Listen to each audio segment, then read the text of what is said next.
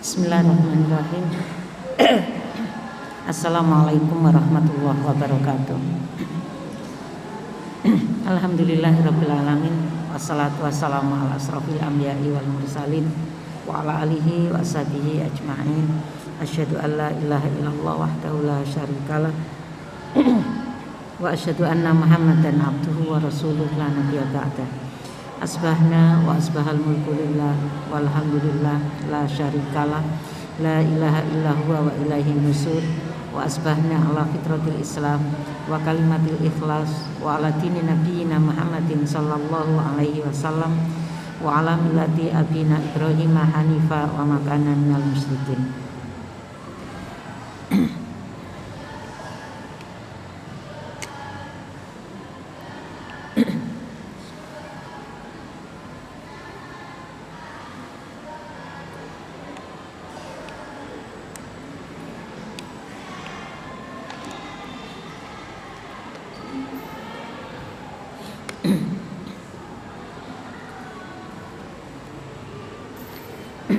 Alhamdulillah, bersyukur kita kepada Allah Subhanahu wa taala atas limpahan nikmatnya, kasih sayangnya. Pagi hari ini Allah mempertemukan kita di majelis yang mulia, yang insya Allah dimuliakan pula oleh Allah. Salawat, salam serta cinta kita haturkan kepada baginda yang mulia Nabi Muhammad sallallahu alaihi wasallam. Semoga Allah memberi kekuatan kepada kita semuanya untuk bisa ittiba kepada sunnah-sunnah beliau. Allahumma amin. Para bunda yang saya cintai karena Allah, kajian kita pada pagi hari ini masuk pada bab sholat sunnah ya. Yang kemarin kita membahas tentang gerakan-gerakan sholat ya. Mudah-mudahan sudah tuntas, walaupun sebenarnya mungkin perlu pendukung, yaitu dalil-dalil yang menyertai ya. Kemarin yang tertulis di layar itu mungkin 1-2 hadisnya gitu ya. Nanti ibu-ibu bisa melihat di buku ya. Sekarang saya masuk pada sholat sunnah. Di salah satu hadis Rasulullah ya, itu disebutkan yang artinya kurang lebih adalah seorang perempuan apabila dia berpuasa Ramadan dengan baik dan benar, kemudian dia mengerjakan sholat wajib ya dengan benar gitu ya, dan dia berbakti kepada suaminya, maka disiapkan untuknya surga. Jadi mudah gitu ya.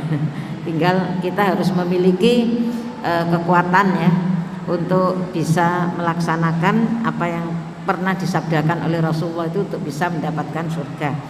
Nah, ada sholat sunnah juga gitu ya, yang dari pintu ini kita juga bisa mendapatkan rahmat Allah, bisa mendapatkan ampunan Allah, bisa mendapatkan surga dari Allah. Nah, kita coba mengkaji tentang sholat sunnah ya. Sholat sunnah ini yang pertama yang kita kaji adalah tentang pensyariatan sholat sunnah, pensyariatannya. Jadi dalil-dalil yang menyuruh kita untuk mengerjakan sholat sunnah. Yang pertama adalah di dalam hadis yang diriwayatkan oleh Abu Daud ya.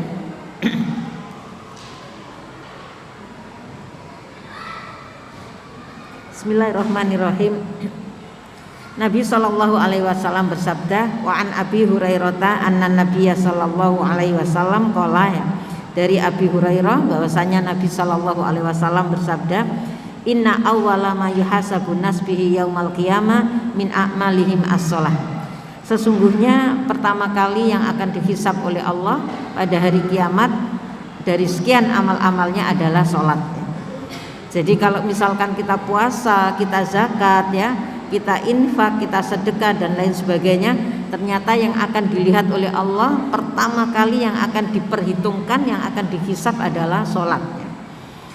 Kemudian yaqulu rabbuna limalaikatihi, berfirman Rabb kita Allah ya kepada malaikatnya, wa huwa a'lam ya, dan dialah yang lebih tahu ya. Unduru fi sholati abdi atammaha am naqasuha ya. Jadi Allah ini berfirman kepada malaikatnya, unduru, lihatlah atau periksalah fi sholati abdi, tentang sholat hambaku, apakah dia atamaha, apakah dia sempurna dalam mengerjakan sholat-sholat wajibnya gitu ya, ataukah ada kekurangannya. Jadi nanti ketika semua orang itu hendak dihisab dan yang dihisab pertama kali adalah sholat, maka Allah berfirman kepada para malaikat itu untuk memeriksa pertama kali amalan kita adalah sholat ya. Lihat itu sholat hambaku ya, dia mengerjakan sholat wajib itu sempurna ataukah ada kurangnya ya, ada bolong-bolongnya misalkan ya. Nah, kemudian fa in kanat tamma, jika dia mengerjakan sholat secara sempurna, kutibat lahu tamah, maka dia akan dicatat sebagai orang yang sempurna dalam melaksanakan sholat ya. Jadi selesai hisab tentang sholat. Wa in kana intaqasa minha syai'an ya. Kalau ternyata hambaku itu ternyata ada kekurangan dalam mengerjakan sholat yang wajib ya, sholat fardu, qala unduru hal li abdi min tatawwu ya. Allah berfirman, unduru, lihat atau periksa bagi hambaku ini, apakah dia mengerjakan sholat-sholat sunnah tatawwu ya. Kemudian fa in kana lahu tatawwu, jika hambaku yang sholat wajibnya ini kurang, tidak sempurna ya, dan dia mengerjakan sholat sunnah, sholat tatawwu ini sholat sunnah, qala atimu li abdi farildatahu min tatawwu'ihi ya. Maka sempurnakan kekurangan dari sholat wajibnya itu, ambil kekurangannya itu ditutupi dari sholat-sholat sunnahnya dia. Jadi kalau ada kekurangan-kekurangan sedikit itu ditutupi dari sholat-sholat sunnah yang dikerjakan. Sumatu khadul a'mal ala dzalik ya. Selanjutnya dihitunglah amal perbuatan itu menurut cara yang demikian ya. Nah ini Rasulullah menginformasikan kepada kita bahwa nanti yang akan dihisab, dihitung pertama kali, diperhitungkan pertama kali adalah sholat kita.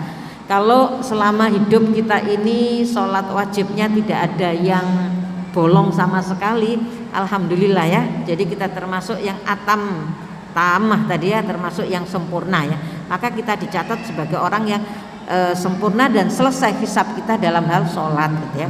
Hisab yang lain gimana kalau sholatnya sudah sempurna, apakah sudah selesai? Enggak ya, yang lain-lainnya juga akan dihisab ya.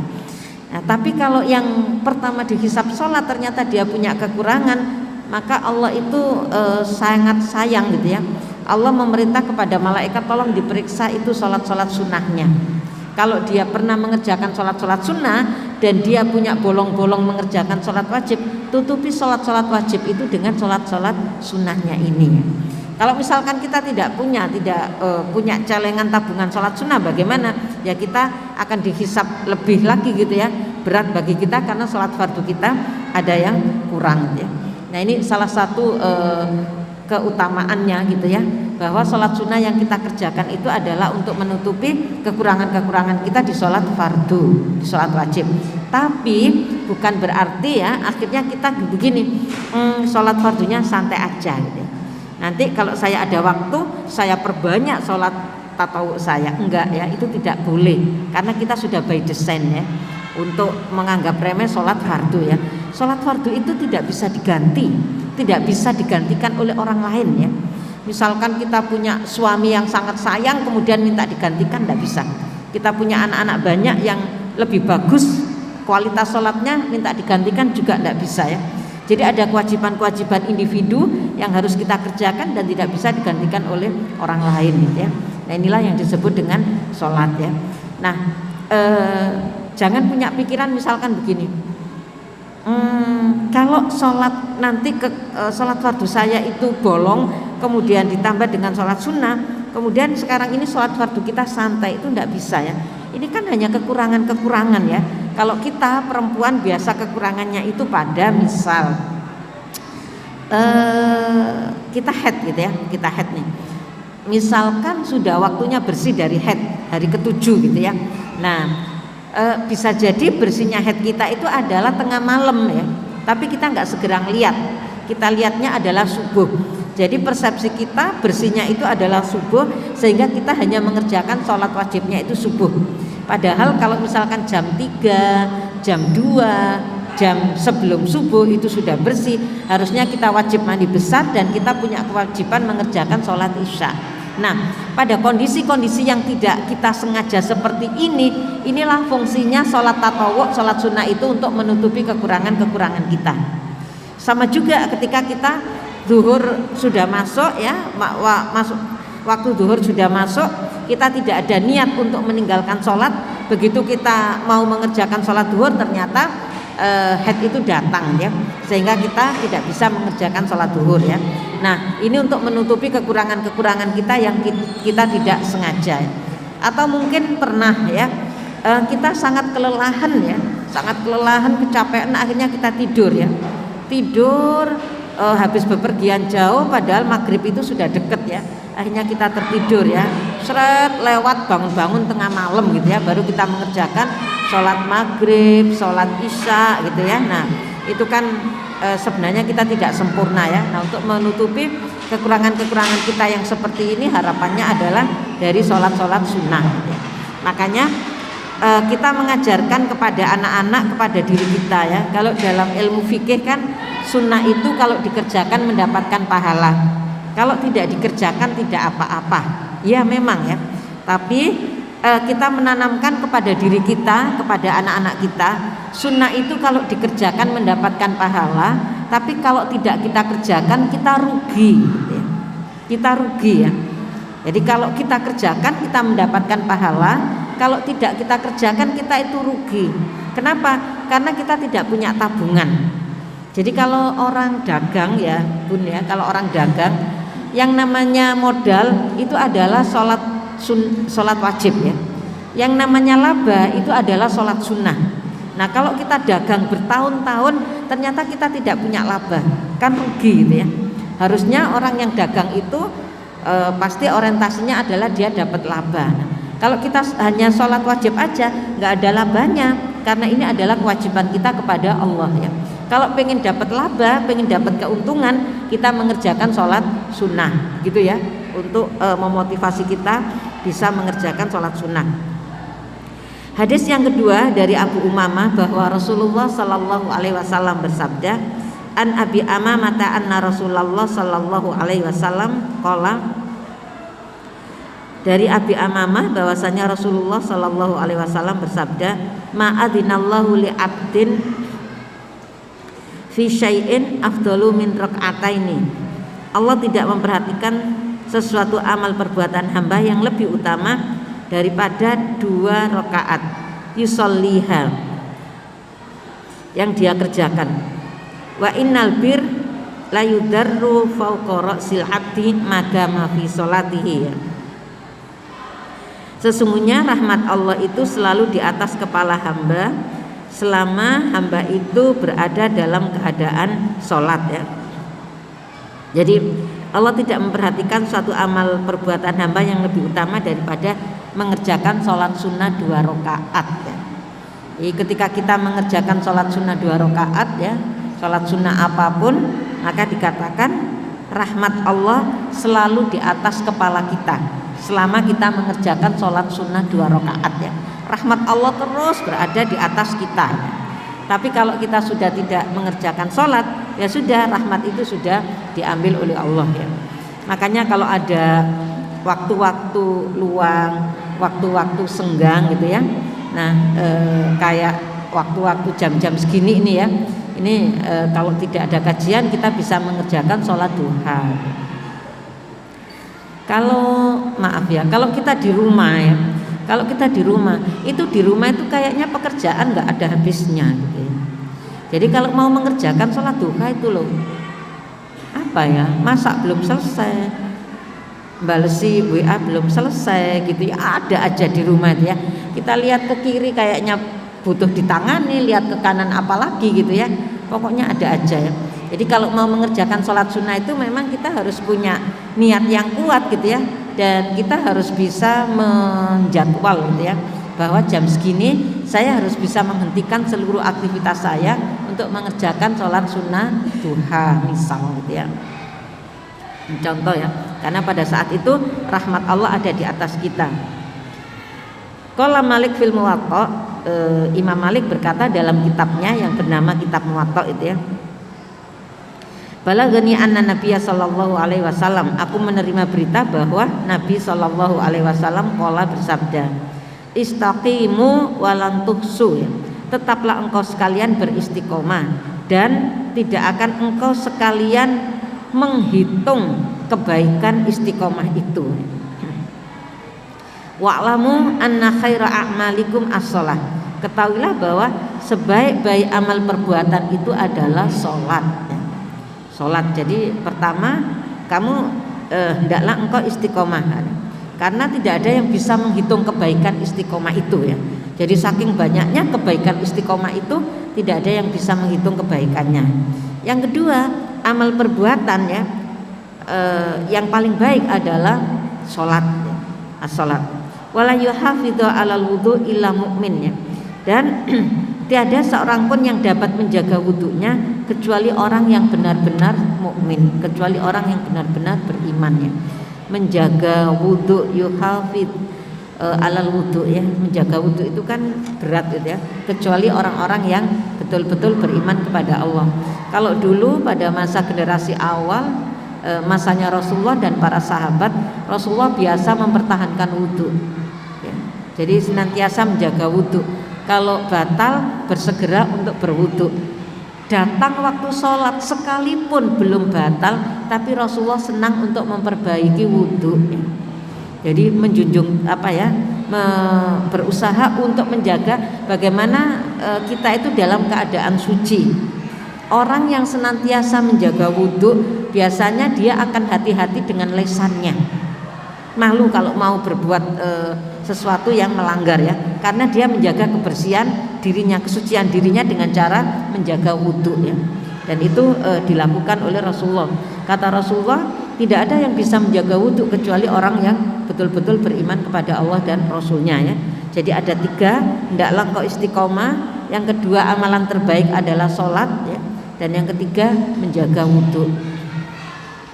Kemudian pada hadis berikutnya, rawah Muslim an Rabi'ah bin Malik al-Aslami, dari Imam Muslim meriwayatkan bahwa Rabi'ah bin Malik al-Aslami berkata, qala Rasulullah sallallahu alaihi wasallam, bersabda Rasulullah sallallahu alaihi wasallam, sal, mintalah kepadaku ya, minta kamu silakan. Fakultu, lalu aku berkata ya, katanya si Rabi'ah ini ya, fakultu as'aluka murafaqatka fil jannah, aku minta supaya aku menjadi teman kamu ya Rasulullah di surga. Jadi ketika disuruh minta, ternyata sahabat ini mintanya, ya Rasulullah, aku hanya minta aku menjadi teman kamu di surga. Kalau kita kan beda ya Bu ya. Kalau disuruh minta, yang kita minta itu dunia gitu ya. Minta ini, minta ini, minta ini ya. Tapi kalau kebutuhan dunia biasanya kita ini ya.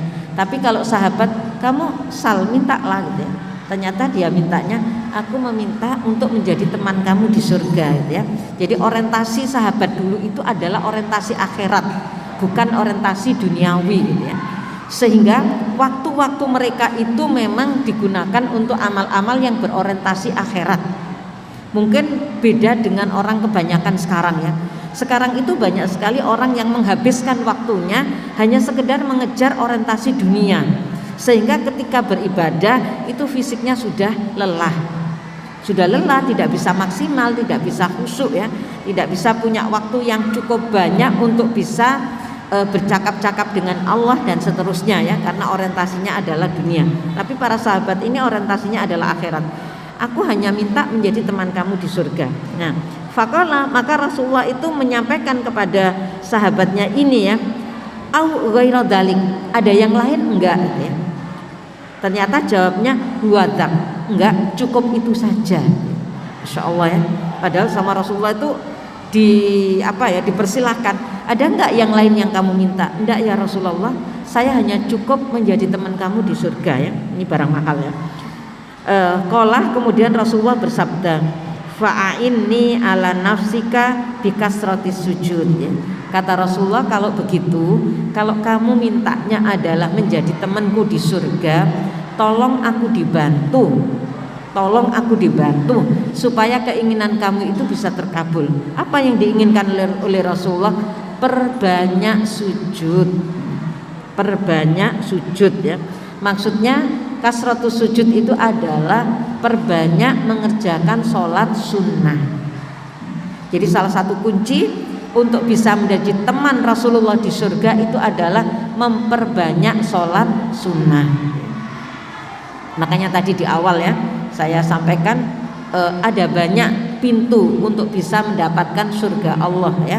Bisa dengan menjaga sholat rawatib ya, menjaga puasanya, bisa juga dengan lewat pintu sholat sunnah ya. Karena sahabat ini jelas mintanya adalah menjadi teman Rasulullah di surga. Kita juga mau ya, kita juga pengennya menjadi teman Rasulullah di surga. Kalau melihat hadis ini untuk supaya kita bisa menjadi teman Rasulullah di surga, maka yang bisa kita ikhtiarkan adalah memperbanyak sholat-sholat sunnah kita. Baik, itu ya. Ini hadis-hadis tentang pensyariatan sholat sunnah ya. Jadi hadis-hadis yang menyuruh kita untuk melakukan sholat sunnah ya. Dan Rasulullah itu menyuruh sholat sunnah itu tidak 1, 2 ya, tapi tadi dengan bahasa kasratus sujud ya. Perbanyak sujud, perbanyak sholat sunnah. Kalau ada kesempatan silakan kita bisa mengerjakan sholat sunnah. Nah yang kedua adalah sholat sunnah itu lebih utama dilakukan di rumah.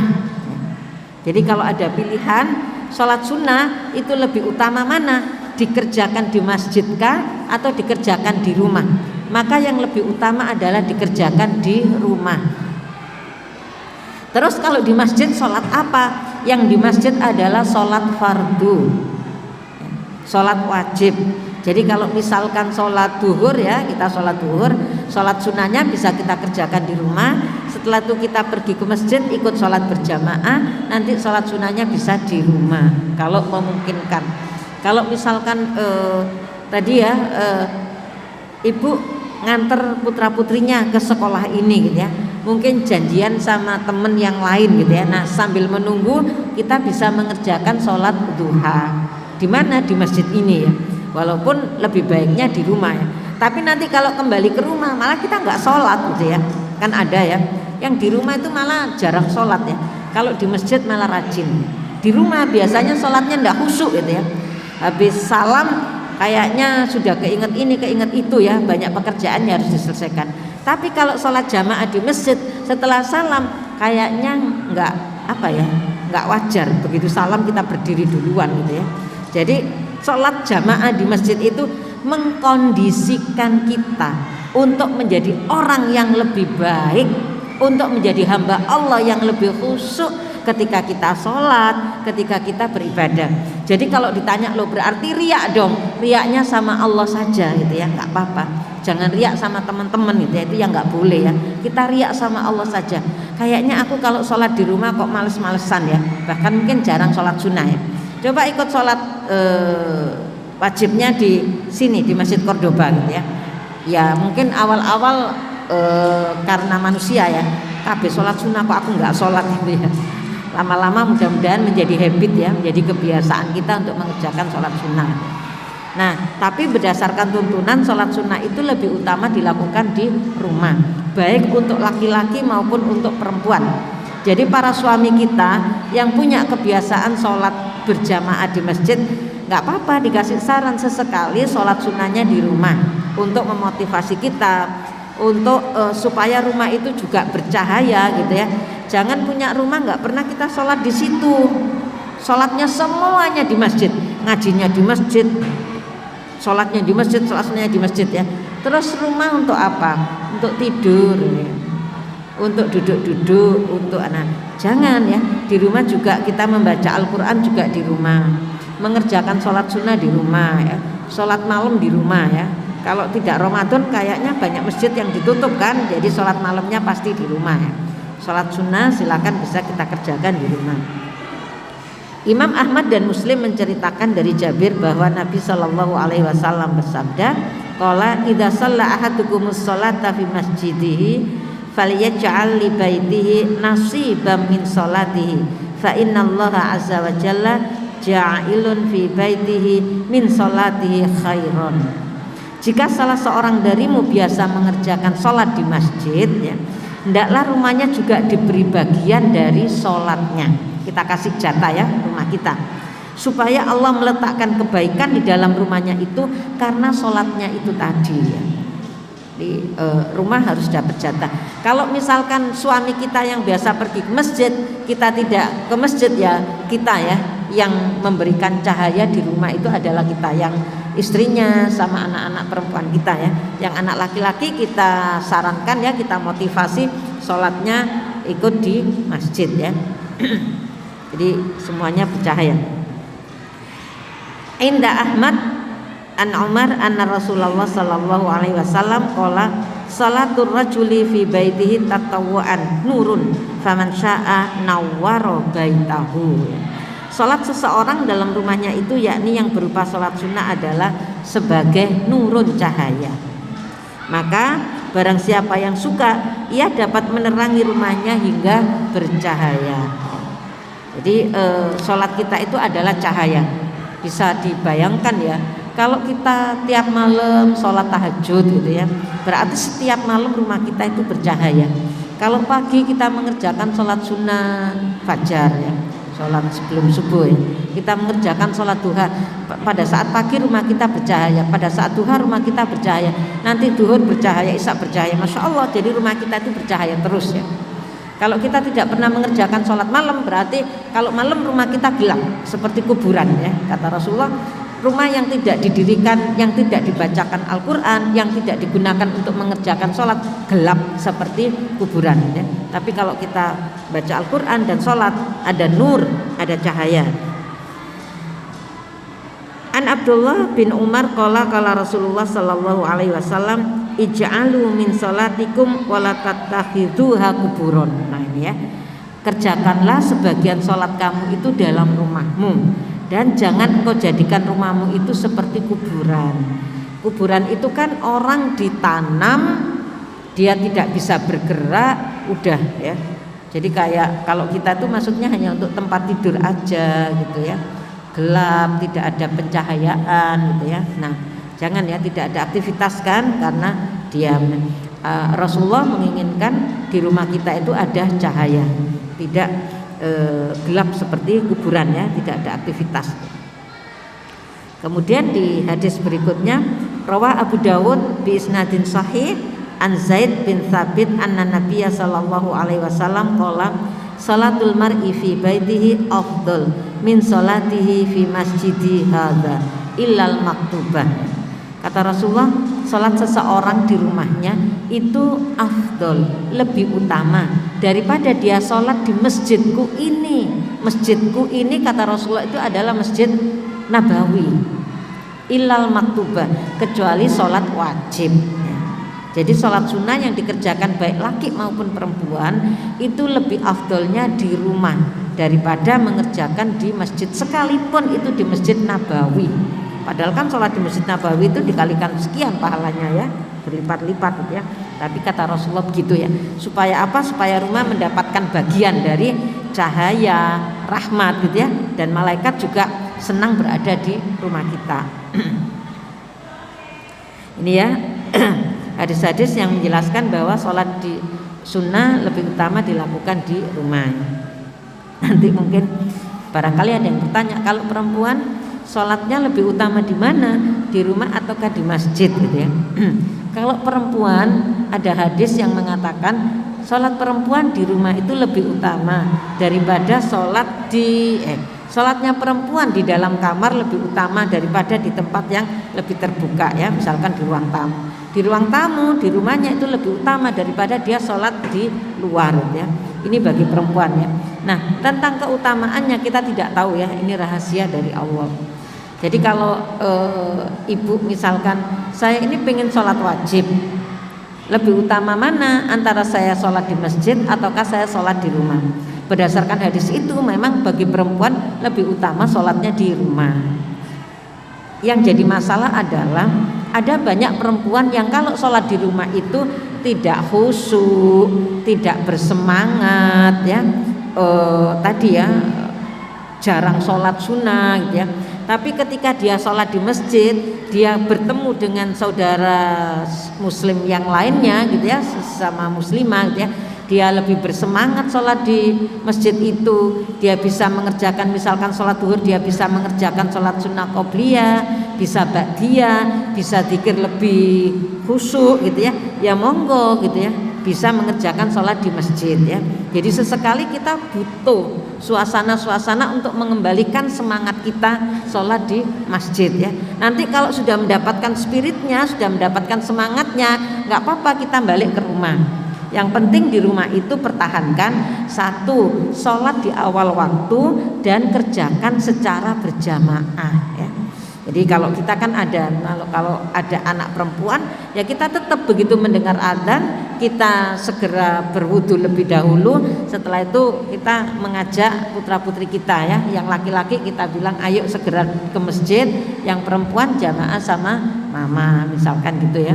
Jadi di rumah pun kita mendapatkan kebaikan karena kita sholat di awal waktu, juga kita kerjakan secara berjamaah. Bedanya sholat sendiri sama sholat berjamaah. Kalau sholat sendiri itu gangguannya besar, gangguan mungkin setannya lebih gede-gede ya, atau pangkatnya lebih tinggi setan. Tapi kalau kita sholat berjamaah, masya Allah, Allah itu memberikan kekuatan kepada kita kalau kita itu sholat berjamaah ya. Jarang kan orang sholat berjamaah itu begitu salam langsung dia pergi gitu ya. Tapi kalau sholat sendirian, habis salam kemudian kita langsung melepas mukena kita gantung, ya sah-sah aja gitu ya. Tapi kalau sholat berjamaah kok kayaknya saru gitu ya. Akhirnya kita bertahan dulu, duduk di situ masih zikir gitu ya. Kemudian kita mengerjakan sholat sunnah gitu ya. Kalau kita mau, mungkin ada yang bertanya, baiknya perempuan sholat di masjid atau di rumah? Di rumah baik ya, di masjid juga baik ya. Maka tadi ya lihat kondisi kita masing-masing. Nah, kemudian keutamaan lama berdiri daripada banyak sujud dalam sholat sunnah ya. Jadi bun, kalau sholat sunnah gitu ya, mana yang lebih utama, berdirinya lama atau sujudnya lama? Ternyata yang lebih utama adalah berdirinya lama. Kira-kira kalau berdirinya lama, yang kita baca yang panjang apa? Al-Fatihahnya kah atau suratnya? Ya nggak apa-apa sih baca Al-Fatihah dipanjang-panjang ini, tapi harokatnya kan sudah tertentu gitu ya. Mungkin baca ta'awud berhenti ya. Setelah itu baca basmalah berhenti ya. Kan memang tidak boleh cepet-cepet ya, karena setelah kita membaca a'udzubillahi minasyaitonirrajim dijawab oleh Allah. Kita membaca bismillahirrahmanirrahim dijawab oleh Allah ya. Kita membaca alhamdulillahirabbil alamin juga dijawab oleh Allah ya. Jadi memang tidak boleh cepat-cepat karena Allah itu ingin menjawab bacaan-bacaan kita ya. Dan masya Allah ya, itu dia diskusi ya. Nah, seluruh pakar hadis kecuali Abu Dawud ya meriwayatkan yang berikut ini. Anil Mughirah bin Syu'bah annahu qala wa in kana Rasulullah sallallahu alaihi wasallam qala al yakuma wa yusalli hatta tarima qatmahu ausaqah fayaqul lahu fayaqul afala akunu abdan syakuron ya. Jadi sesungguhnya Rasulullah sallallahu alaihi wasallam itu berdiri untuk mengerjakan sholat sehingga bengkak dua kakinya ya. Bengkak kedua betis atau kakinya ya. Maka ada yang mengatakan gitu ya, ya ditegur gitu ya, ya jangan gitulah. Kalau Aisyah pernah menyampaikan, ya Rasulullah, kenapa engkau sholat sampai kakimu bengkak ya? Padahal engkau kan orang yang sudah dijamin oleh Allah masuk surga. Maksudnya kan sholat biasa-biasa tidak sampai bengkak kan sudah cukup gitu ya. Kesalahanmu juga diampuni ya, dijamin masuk surga. Kenapa harus sampai bengkak-bengkak begini ya? Maka jawab Rasulullah adalah afala akunu abdan syakuron ya. Apakah aku tidak boleh untuk menjadi seorang hamba yang bersyukur ya? Jadi sholat itu bagi Rasulullah adalah sebagai sarana untuk bersyukur kepada Allah. Masya Allah ya. Jadi kalau sholat itu sebagai sarana untuk bersyukur, pastilah sholat yang kita kerjakan itu penuh khusyuk. Tapi kalau kita mengerjakan sholat itu bukan dalam rangka bersyukur ya, tapi karena terkejar-kejar, karena kewajiban gitu ya, pasti kita itu sholatnya sembarangan, cepat, yang penting kewajiban saya gugur gitu. Makanya motivasi kita mengerjakan sholat itu apa ya? Yang pertama, iya, sholat itu adalah kewajiban semua kita ya.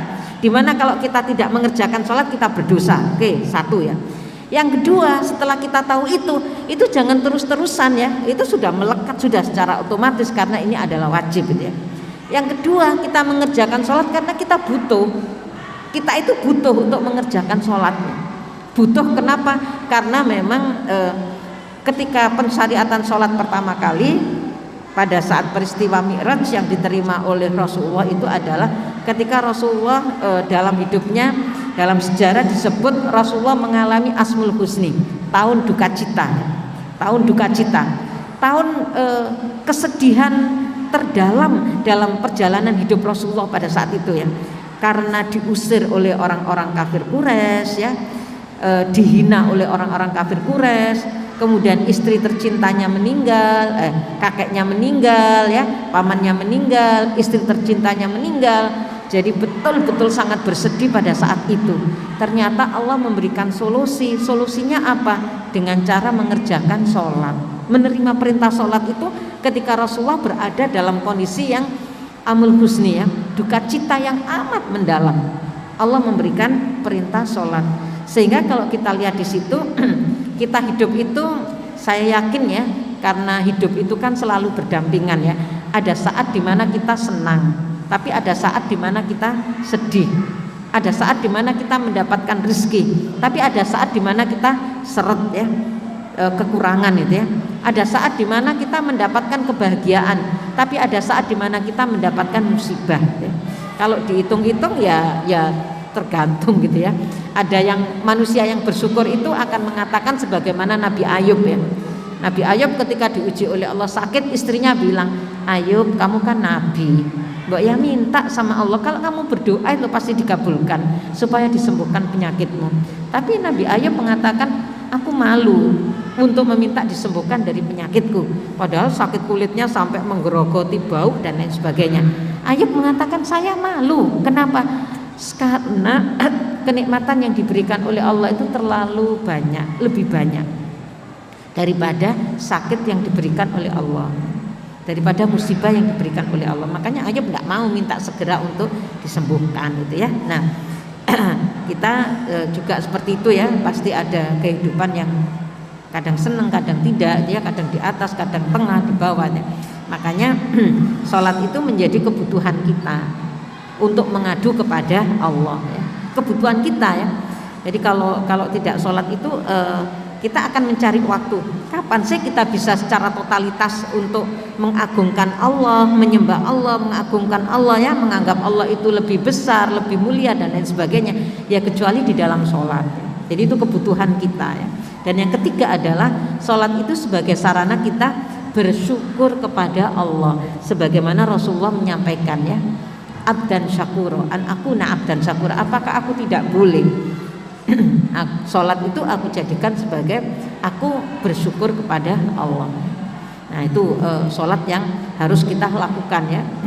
Nah kalau tiga hal ini, maka insya Allah sholat yang kita lakukan itu tidak seperti, bukan orang yang terkejar-kejar itu ya, nggak cepet gitu, enggak gitu ya.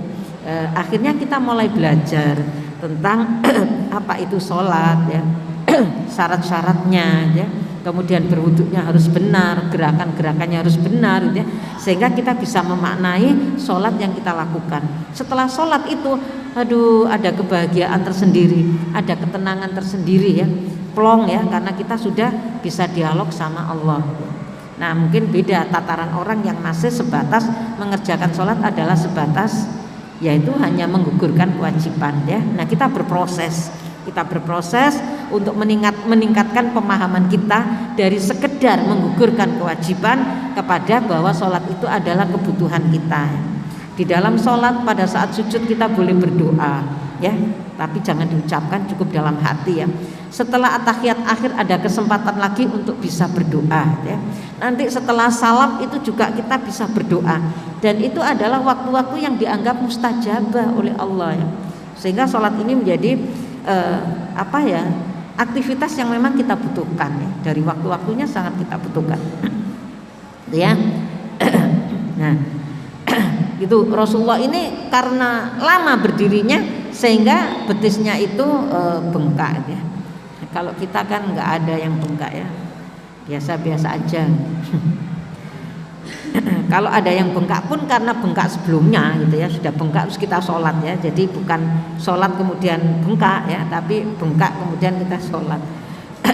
Nah, kemudian di hadis berikutnya adalah tentang anak Nabi Sallallahu Alaihi Wasallam qala, Nabi bahwasanya Nabi Sallallahu Alaihi Wasallam bersabda, su'ilah ya, ditanya ya, ayul a'mal afdol, amal apa yang afdol, lebih utama ya. Qala, Rasulullah menjawab, tulul qiyam ya. Jadi tulul qiyam, lama berdiri dalam sholat sunnah. Jadi yang amalan utama itu ternyata berdiri.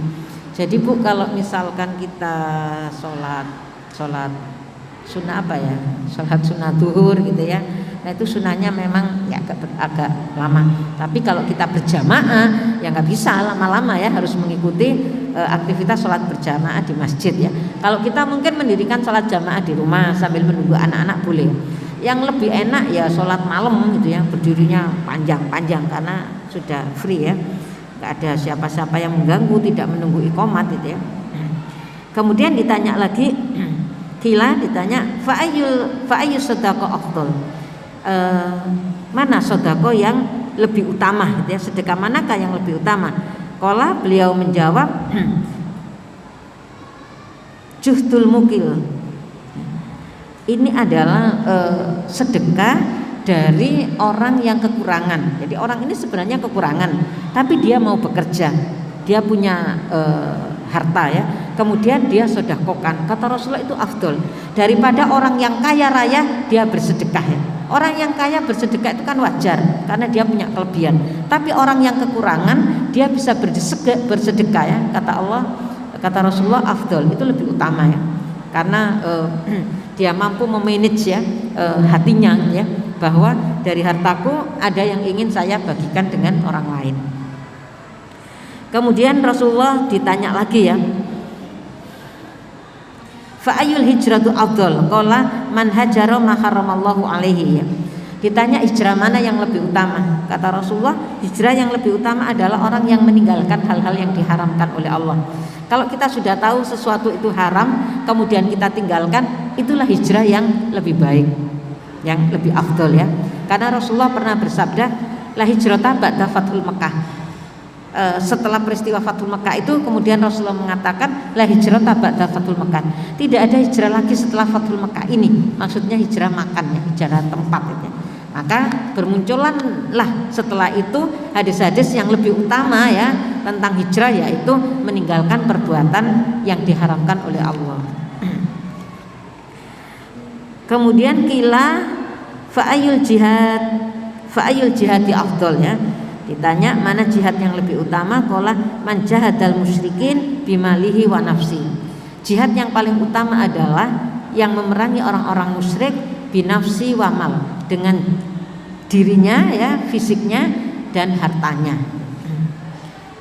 Kila fa'ayul qatl ashraf ya. Kemudian ditanya kematian mana yang lebih utama, Rasulullah menjawab man uhriqa damuhu wa uriqa jawadah ya. Yaitu seseorang yang sampai ditumpahkan darahnya dan terbunuh pula kudanya. Maksudnya yang lebih utama itu adalah fisabilillah ya. Ini gambaran orang-orang yang mati syahid di medan perang ya. Maka bahasa Rasulullah, orang yang ditumpahkan darahnya berarti syahid, meninggal di situ ya, dan terbunuh pula kudanya. Jadi dia sedang fisabilillah, berperang di jalan Allah dengan menunggangi kuda ya. Nah ini ya, ini tuntunan lama berdiri daripada panjang sujud gitu ya. Kalau kita biasanya sujudnya kan lama gitu ya. Nah tapi untuk tuntunan sholat sunnah itu berdirinya lebih lama sedikit. Kemudian boleh sholat sunnah dalam keadaan duduk. Nah untuk sholat sunnah itu bebas ya. Kalau yang kemarin saya sampaikan fasholli qa'iman, hendaklah kalian sholat dengan berdiri, itu khusus sholat fardu, khusus sholat wajib. Kalau sholat wajib pada dasarnya adalah wajib dengan berdiri, dilakukan dengan berdiri, kecuali dia sakit ya, yang kalau berdiri dia tidak kuat, boleh dengan duduk ya. duduk aja nggak mampu, boleh dia berbaring. Tapi kalau untuk sholat sunnah, walaupun dia sehat, tapi dia mau mengerjakan sholat dengan duduk, boleh. Kalau sholat fardu nggak boleh ya, nggak boleh. Sampai kemarin saya menyampaikan ya, kadang kita pusing-pusing sedikit aja sudah nggak mau sholat dengan berdiri gitu ya. Padahal kalau pusing-pusing sedikit diajak jalan-jalan ke mall itu masih kuat gitu ya. Kalau sholat kita bilang, aduh kok pusing gitu ya, saya sholat dengan duduk misalkan. Nah jangan kalau sholat fardu ya, usahakan semaksimal mungkin kita bisa dengan berdiri ya. Baru kalau memang betul-betul tidak mampu duduk atau berbaring. Nah ini beda, kalau sholat sunnah boleh, mau duduk dalam keadaan sehat boleh ya.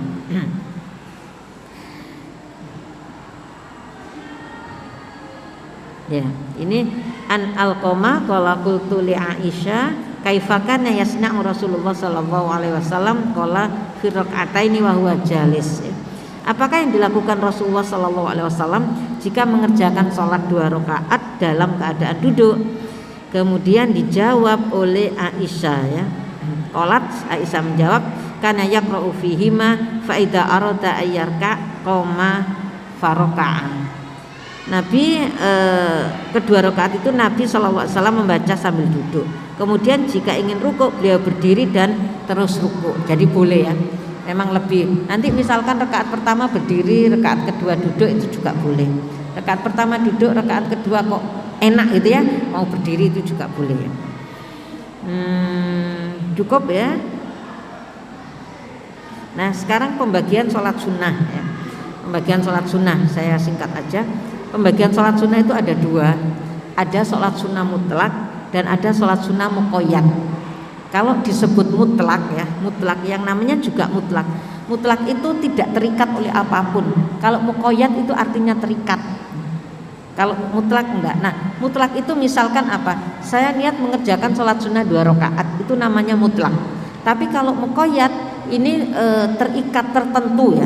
Nah yang muqayyad inilah yang salah satunya di sini adalah ini ya, saya langsung masuk yang sholat sunnah muqayyad terbagi kepada 2 macam ya. Jadi yang pertama adalah muqayyad terikat dengan sholat fardu. Inilah yang disebut dengan sholat sunnah rawatib yang A, Ustazah. Ketemu Ustazah Nita.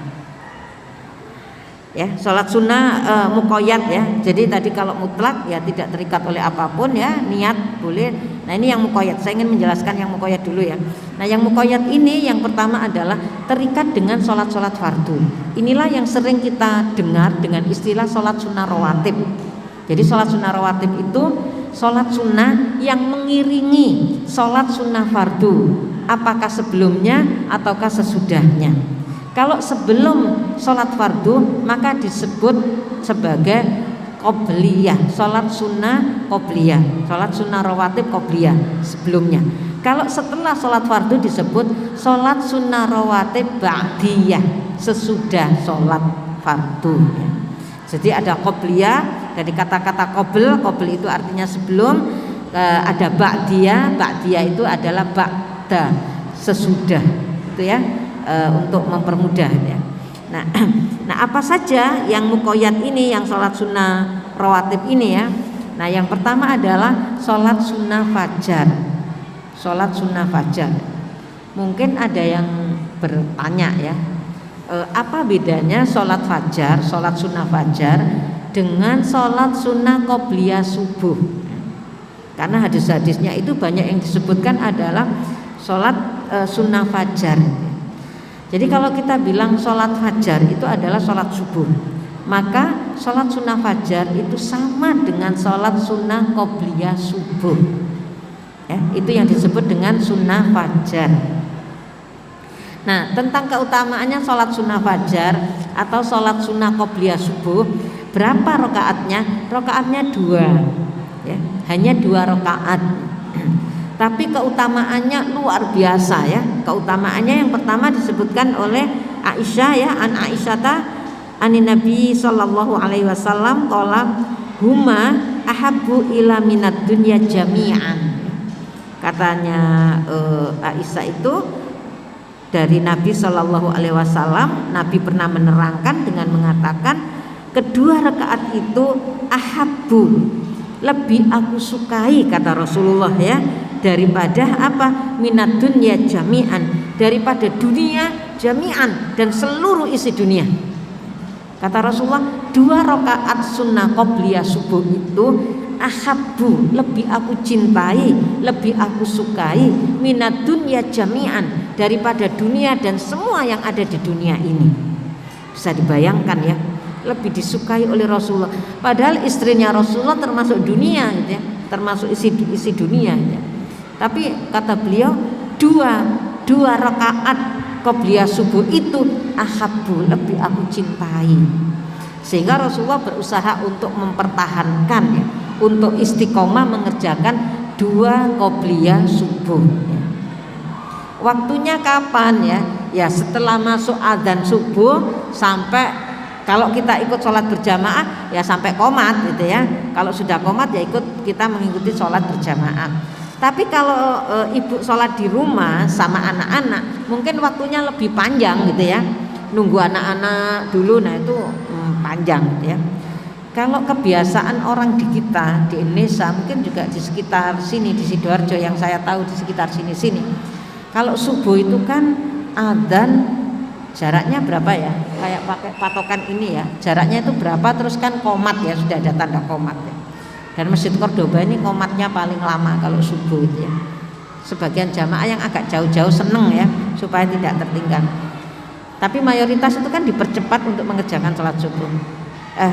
Tapi kalau di Turki ya, di Turki itu di masjid-masjidnya sana itu justru jamaah sholat subuh itu agak mundur ya. Mungkin yang sudah pernah ke sana ya, saya cuma diceritain ya. Di sana itu enggak cepet-cepet ya. Kalau di sini kan cepet-cepet qomat, kemudian mengerjakan sholat jamaah, dan kita bisa hitung itu jamaah yang ada di masjid berapa ya. Kalau di Turki enggak, agak dilambatkan sehingga kita bisa menyaksikan yang sholat di masjid itu jumlahnya banyak. Nah, saya nggak tahu itu faktor apa gitu ya. Apakah betul salah satunya itu menunggu jamaah gitu ya, sampai jumlah jamaahnya itu banyak dan mereka sholat berjamaah gitu ya. Dan mungkin di sana banyak mazhabnya siapa ya, kalau duduk di antara 2 sujud itu kakinya dicacakkan begini ya, agak beda sama kita. Tapi nggak apa-apa kan, itu ada mazhab-mazhab yang membolehkan duduknya begitu kalau di Turki ya. Alam sholat ya. Ya. Kemudian di hadis berikutnya an Abi Hurairah anna Nabiy sallallahu alaihi wasallam qala la tad'u rak'atail fajri wa in taraddatkumul khail, rawahu Ahmad ya. Dari Abu Hurairah ya, bahwa Nabi sallallahu alaihi wasallam bersabda, la tad'u, jangan engkau tinggalkan kedua rakaat sunnah fajar ini ya. Kenapa? Meskipun kamu itu dikejar oleh tentara berkuda. Jadi saking tadi ya kata Rasul, kan aku lebih mencintai ya.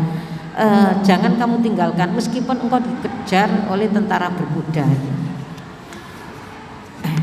Rasulullah mengungkapkan dengan bahasa ini maksudnya ya jangan sampai ditinggalkan gitu ya.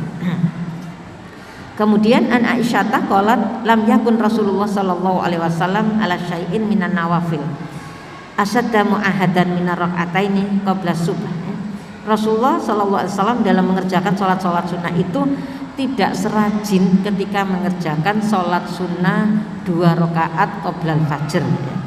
2 rakaat sebelum sholat subuh ya. Jadi lebih mendapatkan perhatian. Anha, dari anha itu berarti hanya kembali kepada Aisyah ya, karena hadis yang sebelumnya itu adalah Aisyah. Dhamir muannas Aisyah. Anna Nabiya sallallahu alaihi wasallam qala, bahwasanya Nabi sallallahu alaihi wasallam bersabda, rakaatal fajri khairun minad dunya wa ma fiha. Kedua rakaat sunnah fajar itu lebih baik daripada dunia beserta isinya ya. Hampir mirip dengan hadis yang awal tadi ya. Insyaallah ya. Jadi ini beberapa riwayat. Yang terakhir bagi Ahmad dan Muslim ya, Aisyah berkata, mara'aitahu ila syai'in minal khair asra'a minhu ila rak'ataini qablal fajr ya.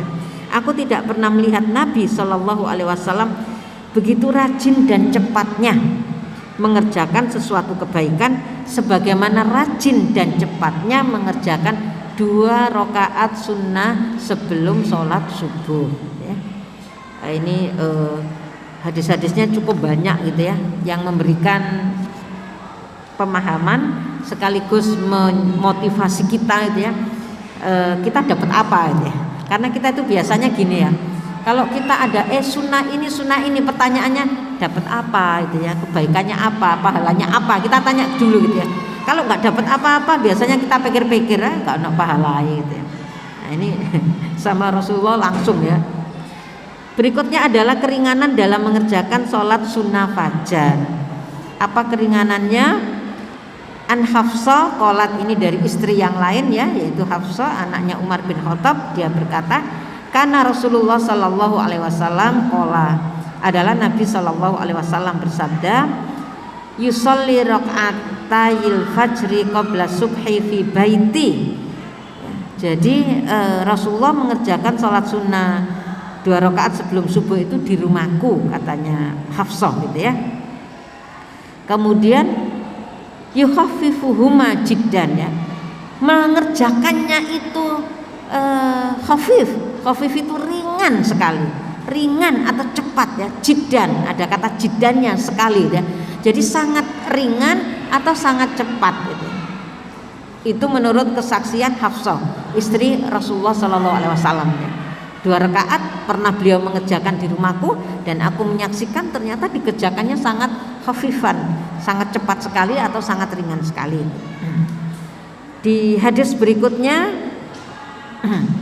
dikatakan sama ya, yusalli rak'ataini qabla al-ghada'i fayukhaffifuhuma hatta inilah asyuk iqra fihima bi Fatihatil kitab awalan ya. Aulah ya atau tidak ya, katanya si Aisyah ya. Ini yang tadi kesaksian Hafsah, sekarang kesaksian Aisyah. Rasulullah Shallallahu Alaihi Wasallam itu sholat 2 rakaat sebelum subuh dan melakukannya sama gitu ya, yukhaffifuhuma, cepet, ringan ya, cepet ya, sampai katanya Aisyah itu inilah asyuk ya, sampai saya itu meragukan dia, meragukan Rasulullah membaca Al-Fatihah atau tidak, saking cepatnya ya. Jadi nggak panjang-panjang ya. Khusus pada 2 rakaat qobliyah subuh. Hadis berikutnya hampir sama ya, samalah ya. Berdirinya Rasulullah SAW dalam 2 rakaat sebelum sholat subuh itu hanyalah sekedar membaca Al-Fatihah belaka ya. Sepertinya membaca Al-Fatihah saja, makanya cepat. Nah, kalau tadi Aisyah mengatakan membaca Al-Fatihah atau enggak ya? Tidak mungkin kalau tidak membaca Al-Fatihah. Karena di hadis yang lain, la sholata liman lam yaqra umul kitab. Tidak sah sholat seseorang yang tidak membaca Al-Fatihah. Makanya di hadis yang terakhir nih ya kita dapat jawaban. Jadi kemungkinan yang dibaca oleh Rasulullah itu adalah hanya Al-Fatihah saja, boleh ya. Nah, sekarang surat-surat yang dibaca di dalam sholat 2 sholat sunnah fajar ini apa? Dari banyak hadis ternyata Rasulullah itu membaca 1 Qul ya ayyuhal kafirun dan Qul huwallahu ahad. Beberapa hadisnya itu yang pertama adalah Qul ya ayyuhal kafirun wa Qul huwallahu ahad. Pendek kan Bu ya, Qul ya ayyuhal kafirun dan Qul huwallahu ahad. Tapi kadang kita salah niru gitu ya. Justru Qul ya ayyuhal kafirun sama Qul huwallahu ahad itu kita baca di sholat wajib, di sholat subuhnya. Padahal itu dibaca oleh Rasulullah di sholat sunnahnya.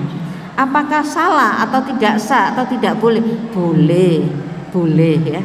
Tapi kalau kita mau mengikuti sunnah, makanya tadi kok Rasulullah ini cepet banget sholat qobliyah subuhnya, karena yang dibaca adalah Qul ya ayyuhal kafirun dan Qul huwallahu ahad. Bahkan ada yang memprediksikan kayaknya Al-Fatihah aja yang kalau terlalu cepat itu ya. Ya ini kondisinya mungkin beda-beda ya, beda-beda. Bisa jadi memang sudah bersegera untuk dilakukan sholat berjamaah sehingga dipercepat ya. Itu 2 surat ya yang bisa dibaca, yang biasa dibaca oleh Rasulullah, yaitu Qul ya ayyuhal kafirun di rakaat pertama dan Qul huwallahu ahad di rakaat yang kedua. Sama Al-Baqarah ayat 136 di rakaat pertama dan Ali Imran ayat 64 di rakaat kedua. Silakan ya. Kayaknya kalau Al-Baqarah 136 dan Ali Imran 64 ini Kita belum hafal ya. Nah, yang lebih familiar, lebih hafal adalah Qul ya ayyuhal kafirun dan Qul huwallahu ahad. Misalkan ada yang tanya, boleh enggak inna a'tainakal ya sama Qul huwallahu ahad? Karena inna a'tainakal kautsar itu lebih pendek daripada Qul ya ayyuhal kafirun ya. Ya boleh aja gitu ya. Ini kan surat-surat yang disunahkan. Misalkan kita ambil surat yang lain boleh ya. Silakan. Itu doa setelah selesai sholat sunnah fajar, itu ada doanya sebelum nanti mengikuti sholat subuh ya. Allahumma robba Jibril wa Israfil wa Mikail wa Muhammadin Nabi sallallahu alaihi wasallam, a'udzubika minan nar, a'udzubika minan nar, a'udzubika minan nar ya, itu sebanyak-banyaknya boleh ya. Atau membaca astaghfirullah alladzi la ilaha illa huwal hayyul qayyum wa atubu ilaihi salasa marrat boleh ya. Mau lebih dari itu boleh, hanya sekali boleh ya. Ini yang sebenarnya doa-doa ini sering kita baca ya. Cuman kadang kita tidak tahu di mana tempatnya. Doa setelah selesai sholat sunnah fajar.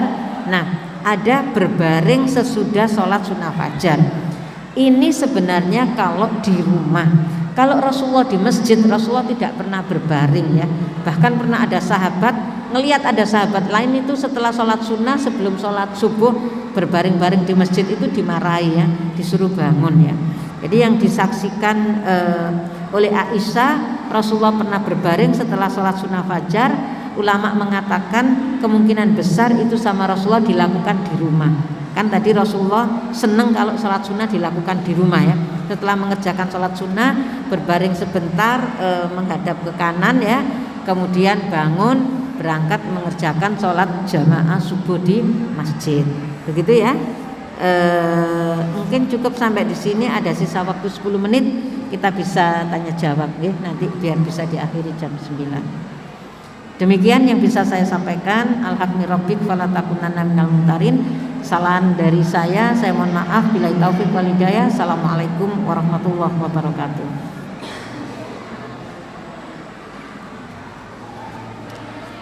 Terima kasih Ustazah atas penjelasannya. Sekarang sesi tanya jawab. Monggo ibu-ibu apabila ada yang ingin disampaikan kepada Ustazah.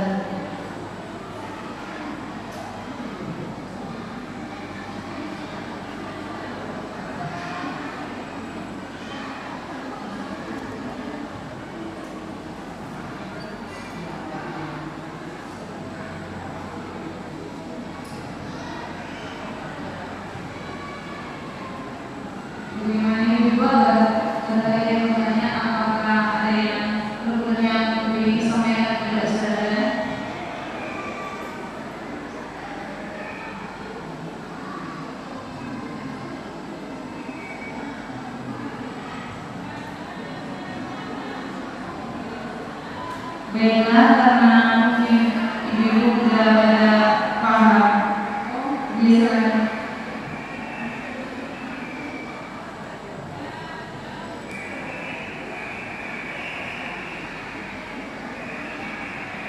Assalamualaikum warahmatullahi wabarakatuh. Rumah saya kan di MCD ya saya. Kebetulan ada sholat subuhnya itu selalu terlambat. Jadi dulu yang benar yang di Warga kan menurut saya ya. Terus setelah ada Warga kan sampai di rumah saya itu saya sholat sunnah 2 rakaat dan wudhu. Tapi di sholat saya belum ada. Itu boleh Pak. Setelah itu setelah saya sholat sunnah 2 rakaat saya sholat subuh. Jadi kadang-kadang di tengah sholat subuh di rumah saya itu belum ada. Terima kasih. Boleh Bu, karena adzan itu patokannya bukan masuknya waktu ya, masuknya waktu sholat, patokannya bukan mendengar adzan di wilayah kita ya. Kalau sekarang kan kita sudah bisa lihat HP ya, kita lihat sekarang subuhnya jam berapa ya. Kalau itu sudah masuk waktu sholat, sementara masjid yang ada di sekitar rumah kita itu kok adzannya terlambat, tidak apa-apa, kita sudah memulai sholat sunnah 2 rakaat fajar itu ya. Sholat sunnah qobliyah subuh boleh ya. Nanti misalkan kita setelah sholat subuh, nah masjid di dekat kita baru adzan gitu ya nggak apa-apa, setelah itu kita mengerjakan sholat subuh. Kan juga kalau kita mendengar adzan sebaiknya kita tidak mengerjakan sholat kan gitu ya, menunggu adzan itu sampai selesai. Nah kadang kita mendengar adzan itu banyak gitu ya, ini yang mana gitu ya. Nah kita ikuti satu aja, kita konsisten, misalkan oh saya mengikuti mendengarkan adzannya Masjid Cordoba, ya tunggu itu sampai selesai. Setelah selesai saya boleh mengerjakan sholat sunnah, walaupun mungkin masjid yang lainnya itu baru mau adzan, gitu ya, sehingga pada saat saya mengerjakan sholat sunnah tetap aja ada masjid lain yang adzan, tidak apa-apa ya, karena kita sudah mendengarkan di satu adzan sampai selesai di satu masjid gitu ya, jadi boleh.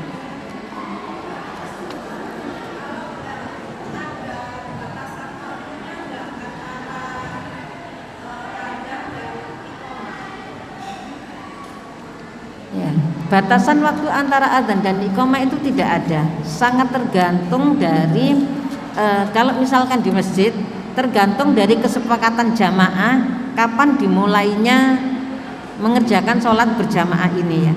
Kalau kita di rumah lebih longgar lagi ya, tergantung kesepakatan kita.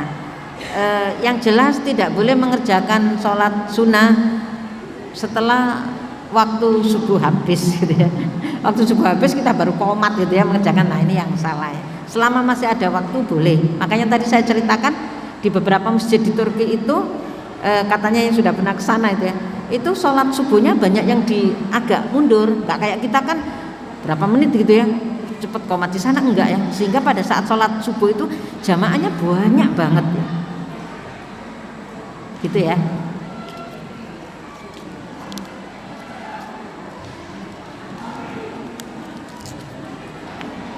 Terima kasih. Tak terasa kita sudah sampai di ujung acara. Semoga ilmu yang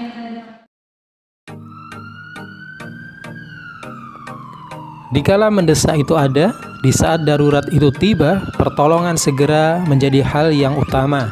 Dengan ambulans yang selalu siap siaga, membantu yang tidak mampu dan tiada daya, khususnya tenaga pendidik dan keluarganya. Mari bersama salurkan donasi terbaik Anda. Hanya dengan Rp100.000, Anda telah mewujudkan ambulans gratis bersama Lembaga Amil Zakat Tamasa.